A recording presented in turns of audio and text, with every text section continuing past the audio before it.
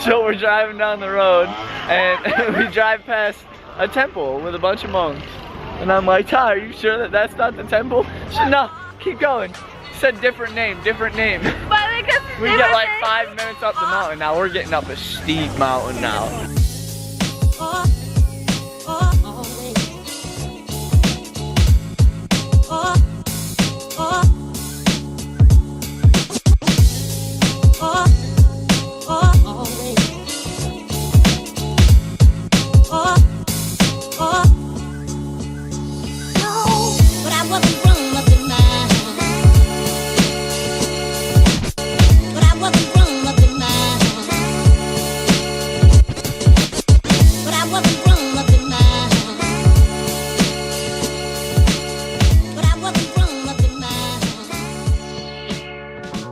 Like, I'm wide open on the motorbike and I can barely make it up this mountain. I go, we should probably pull over and get out the GPS. Driving down the road a little bit more, she goes, yeah, we gotta turn around. That was the temple. She says, but there's a palace all the way up on top of this mountain, so we should probably go to that. So, right now we're at Bhubing Palace? Bhubing. You stop saying the name of this. Yeah, we're here. So we'll see how it is since we're all the way up the mountain. Good thing we almost ran out of gas at the top of the mountain, because now we can just coast all the way to the bottom till we hit a gas station.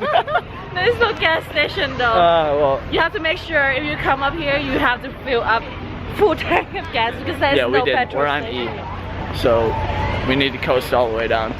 I'm not sure if it's because it's kind of early in the morning or like not a lot of foreigners know about this Bhubing Palace, but like there is no tourists here.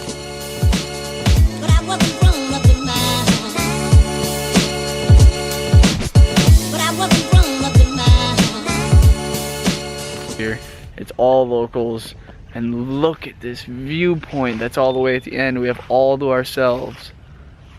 Oh my god, it's incredible.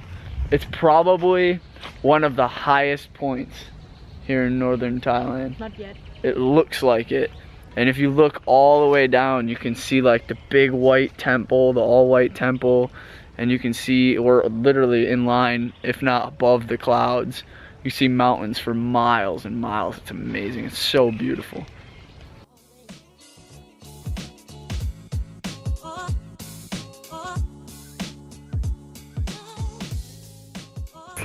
And first thing is like there's so many soldiers. There's a lot of Thai army here. For a second I thought what's going on here, but nothing going on. Just like because this place is the palace belongs to the king, so I think maybe that's why there are a lot of soldiers here. Unfortunately, the king you can't go in any of the buildings. Yeah. You can only walk around the streets and the outside. Yes, because that is the palace for the king, so outsiders are not allowed to go in there. And for the price, 50 baht for foreigners and 20 baht for locals. I need to have a sarong cover.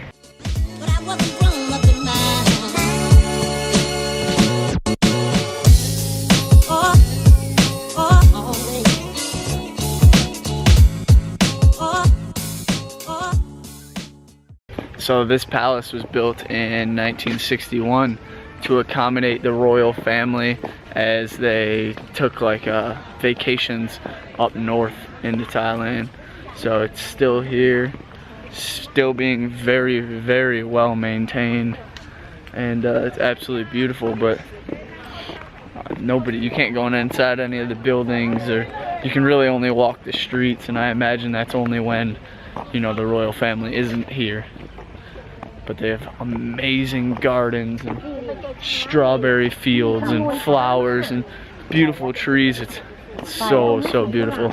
It's right on top of the mountain too.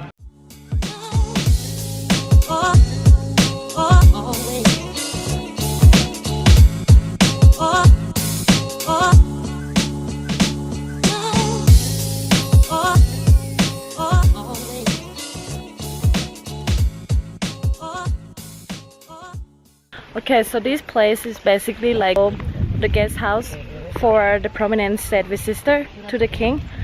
And actually this place is like a winter residence for the king, because actually the main palace for the king is in Bangkok, but this one is when the kings and the royal family come to visit the residence of the northern part of Thailand, then the king gonna stay here.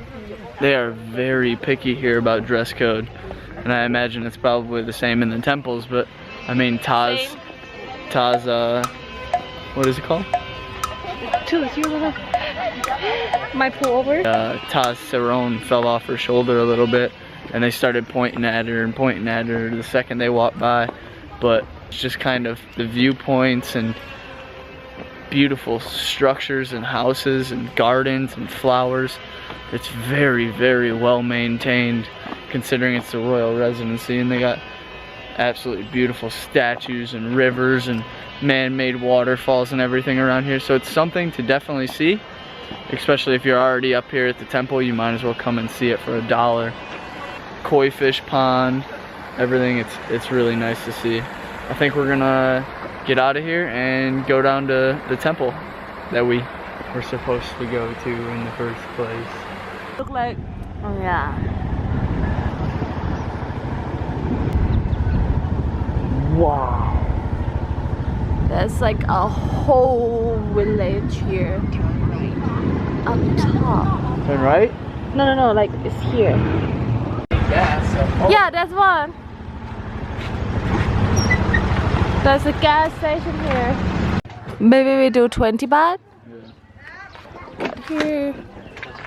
The cloud is so pretty. Look at the cloud.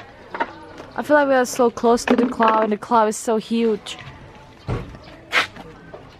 Okay, put the money in. Oh. The green ones? She said got boom start.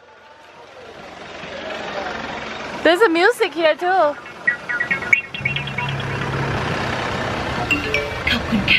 That's all. 0.40 liter, babe. For 20 baht.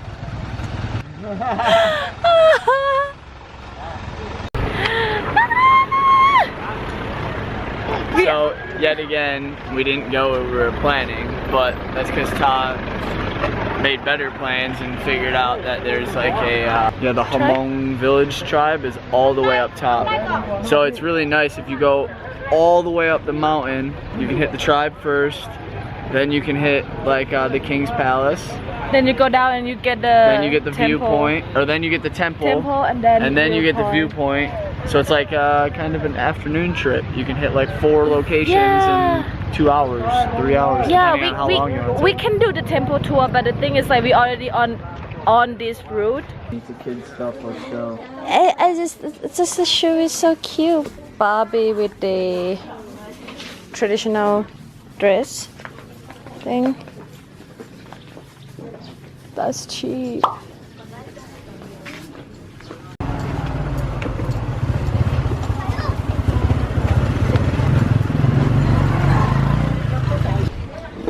Some snack like a waffle.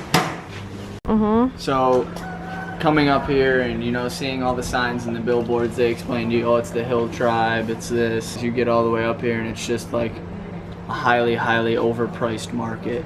Like there's no hill tribe, there's one waterfall, and everything is like twice to 3 times more expensive than we got it now.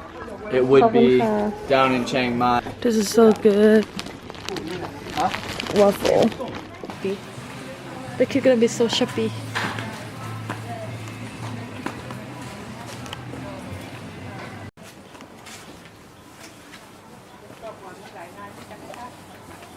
After about 30 minutes walk, yes, it's the village, but the selling point of this place is not only about the village.